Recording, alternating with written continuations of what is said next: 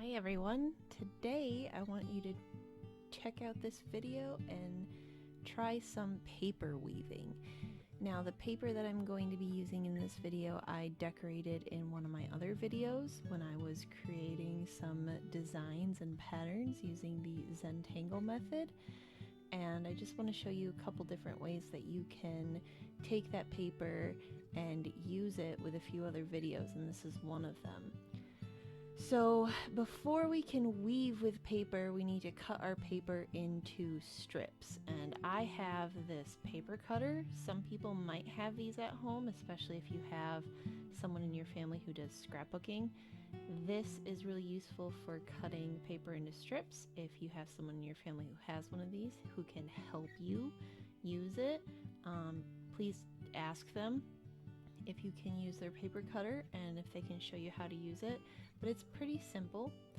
You just line it up and slide the little piece across. If you don't have a paper cutter though, we're going to be using the traditional method of lining up a ruler and marking off on one end every inch, which is what I am doing here in this video.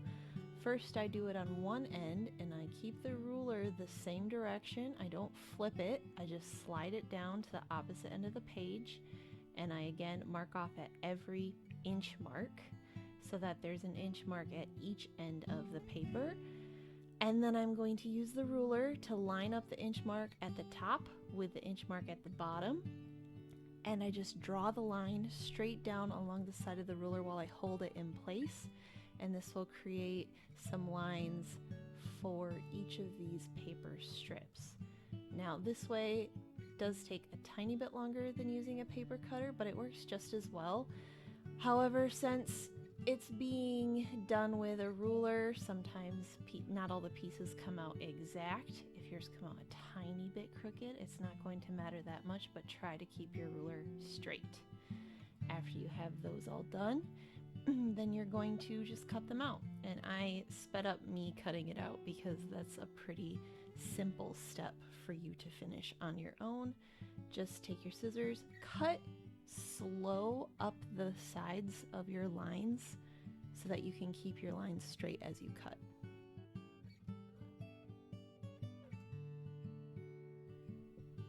After you finish cutting all of your pieces, you're going to be making the weaving portion of this project. And for weaving, you're going to set down one set of your strips all in a row, just like this. I like to leave a little bit of space between them when I start out. And if you have one that's a little bit skinnier, I prefer to put that one at the end. It doesn't really matter that much, but it's a lot easier to tell that it's skinnier when it's in the middle. After you have them spaced out, you need to take one of your other strips, and that is going to be the one that you weave through, and it's going to go over and under your other pieces. So here I'm just doing the top row, moving my pieces so that some of them are over and some of them are under.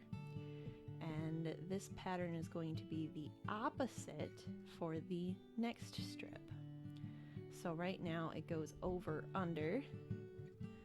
My second strip is going to go under over, and you can watch as I put it under and then leave it over, and then I pick up all the other strips and make sure that the pattern is the opposite of whatever it looks like for the first strip on the top.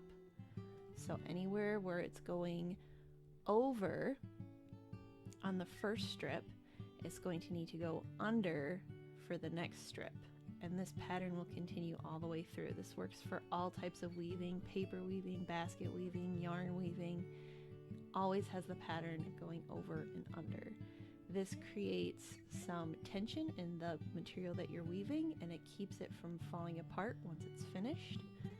So after we finish doing the weave for these first two rows, we can kind of help lock that tension in place after checking to make sure that the pattern is consistent. So I have my over under. I'm going to slide my pieces closer together now and make that tension come to life in this weaving.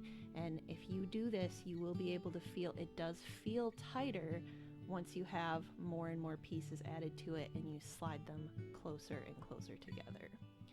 They're going to be a little uneven as you weave. A little unevenness is fine. It doesn't need to match up perfectly. Just keep following that same pattern over, under, and the opposite for the next row, under, over. And if you are having trouble following the pattern, you can just watch me do it a couple times. Start the video over for part 2. Watch me as I slide the pieces and pick them up and tuck them under and fit everything together.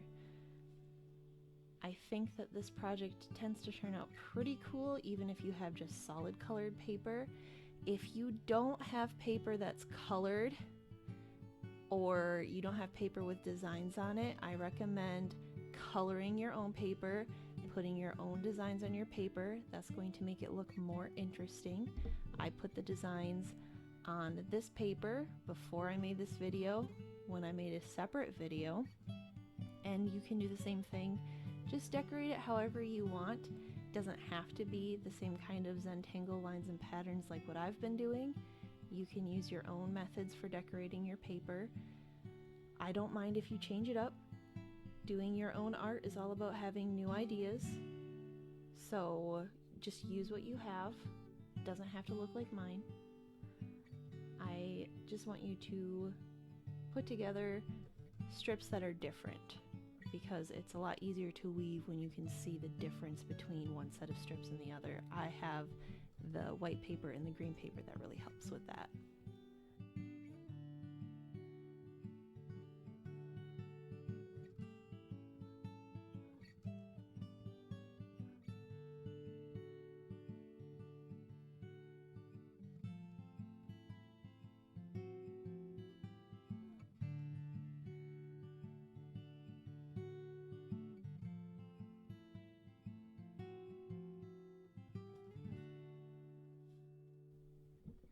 After you finish your last strip, I want you to double check that everything is pushed together nice and tight, and then you're going to flip the weaving over.